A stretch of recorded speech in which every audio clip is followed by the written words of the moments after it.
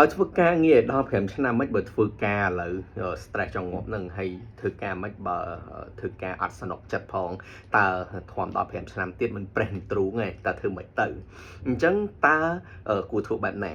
នេះគឺជាសំណួរដែលខ្ញុំទទួលបាននៅក្នុង inbox ក៏ដូចជាសំណួរដែលខ្ញុំទទួលបាននៅក្នុង comment ហើយតើខ្ញុំមានទស្សនៈយ៉ាងណាទៅលើរឿងបែបនេះសម្រាប់ខ្ញុំនឹងមិនប្រាប់អ្នកទាំងអស់គ្នាថាឲ្យឈប់ធ្វើការនោះទេពីព្រោះខ្ញុំអត់បានដឹងអំពីស្ថានភាពដែលអ្នកទាំងអស់គ្នាបានជួបថាតើ stress ដោយសារអីឬកំពុងតែជួបវិបត្តិនៅក្នុងកន្លែងការងារដោយសារអីអញ្ចឹងខ្ញុំឲ្យអ្នកទាំងអស់គ្នាត្រូវចេះវិភាគដោយខ្លួនឯងវិញប៉ុន្តែមុននឹងសម្រេចចិត្តនៅក្នុងការឈប់ឬក៏ធ្វើអីមួយសូមគិតទៅលើចំណុចនេះពេលបច្ចុប្បន្នថាការងារគឺពិបាករកលុយគឺពិបាករកអញ្ចឹងមុននឹងសម្រេចចិត្តអីមួយត្រូវគិតឲ្យច្បាស់អញ្ចឹងសួរថាតើធ្វើម៉េចដើម្បីឲ្យបាត់ stress ខ្ញុំគិតថាអ្នកទាំងអស់គ្នាគួរតែអភិវឌ្ឍរូបមន្តមួយនេះដោយសួរថាតើភាព stress នឹងកើតឡើងមកពីបញ្ហាអ្វីអញ្ចឹងត្រូវសួរសំណួរប្តីមួយប្រពន្ធ5ហើយបន្តទៅពីហេតុអ្វីតើអីទៅជាសំណួរប្តីមួយប្រពន្ធ5ដែលគេនិយាយថា what where when why which how មានន័យថាឥឡូវបញ្ហាហ្នឹងតើជាបញ្ហាកើតឡើងគឺជាអ្វីដែលធ្វើឲ្យយើង stress ហើយវាចាប់ផ្ដើម stress ពីពេលណាហើយហេតុអីបានជាយើង stress តើវា stress ដោយរបៀបណាហើយតើយើងគួរតែដោះស្រាយវារបៀបម៉េចចឹងយើងសួរហេតុអីដើម្បីឆ្លើយនៅបញ្ហារបស់យើងហើយបើសិនជាសួរនឹងគឺត្រូវឲ្យវិជ្ជមានសម្រាប់ខ្លួនឯងទៀតវិជ្ជមានរបៀបម៉េចឧទាហរណ៍ case មួយយើង stress ដោយសារតែការងារនឹងមេតែងតែស្ដីឲ្យយើងអញ្ចឹងតើយើងត្រូវសួរសំណួរបែបវិជ្ជមានរបៀបម៉េចយើងកុំសួរថាស្អីទេមិនបញ្ជាក់តែស្ដីឲ្យខ្ញុំរហូតអញ្ចឹងយើងគួរតែដូរមកសួរថាអូតើខ្ញុំធ្វើខុសអីបានមេតែងតែថាឲ្យខ្ញុំតើខ្ញុំមានបញ្ហាចំណុចណា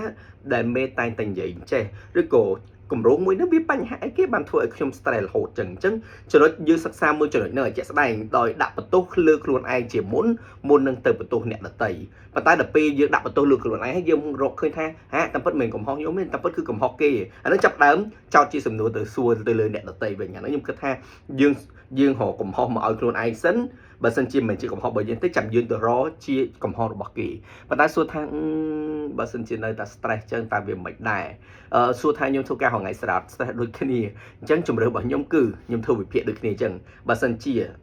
ទៅមុខវានៅតែល្អសម្រាប់ខ្ញុំនៅតែទ្រាំព្រោះពេលខ្លះភាព stress ភាពលំបាកនៅក្នុងវិស័យការងារវាធ្វើឲ្យការងារនេះកាន់តែល្អកាន់តែរលូនប៉ុន្តែបើសិនជាពីការលំបាកហ្នឹងវាអត់យុត្តិធម៌សម្រាប់ខ្ញុំទេ stress នោះវាអត់យុត្តិធម៌សម្រាប់ខ្ញុំទេនៅពេលដែលខ្ញុំវិភាគហើយខ្ញុំនឹងសម្រេចចិត្តនៅក្នុងការដាក់ចេញនេះសម្រាប់កំណត់ខ្ញុំណាប៉ុន្តែសួរថាដាក់ចេញហ្នឹងតោះតែខ្ញុំវិភាគអាចអស់នោះដល់ខ្ញុំដាក់បន្ទុកថាតើកំហុសខ្ញុំឬក៏ជាកំហុសខ្ញុំខុសអីខ្ញុំដាក់បន្ទុកលើខ្លួនឯងសិនមុនទាំងកុំឲ្យថាយើងធ្វើខុសខ្លួនឯងហើយគេចង់ឲ្យយើងល្អហើយយើងទៅនិយាយថាមកពីគេអាហ្នឹងក៏ជាចំណុចមួយដែរអញ្ចឹងសួរថាតើពេល stress ហ្នឹងឈប់ធ្វើការឬក៏ដូរកន្លែងធ្វើការឬក៏អត់ខ្ញុំឲ្យអ្នកទាំងអស់គ្នាសូមវិភាគសិនធ្វើវិភាគដែលខ្ញុំបានប្រាប់មិញសិនសុខហេតុអីសិនចាំសម្រេចចិត្តពីព្រោះថា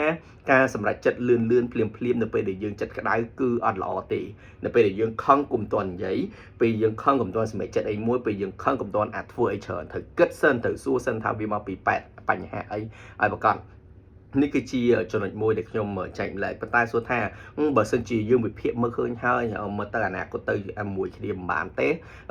សម្រាប់ចិត្តទៅរកកន្លែងថ្មីមួយទៀតចាប់ដើមមួយដែលថ្មីបន្ថែមទៀតប៉ុន្តែត្រូវចាំថាទៅដល់កន្លែងថ្មីក៏កិច្ចអត់ផុតពី stress ហ្នឹងដែរវានៅតែជួបរហូតវានៅតែមានរឿងរហូតអញ្ចឹងអ្នកទាំងអស់គ្នាបាទអាចត្រូវគិតថាកន្លែងថ្មីបញ្ហាមួយកន្លែងថ្មីបញ្ហាមួយវានឹងមិនរំលង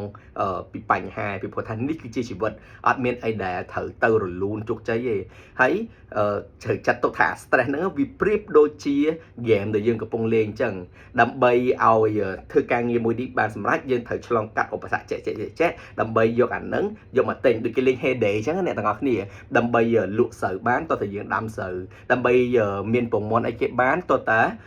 យើងចិញ្ចឹមមាន់អញ្ចឹងអាហ្នឹងគឺជាចំណុចមួយដែលខ្ញុំសូមចែកម្លែកអ្នកទាំងអស់គ្នាប៉ុន្តែវាជាទស្សនៈរបស់ខ្ញុំទេណាអ្នកទាំងអស់គ្នាមានមតិយោបល់យ៉ាងណាជួយថែមឲ្យខ្ញុំបានដឹងផង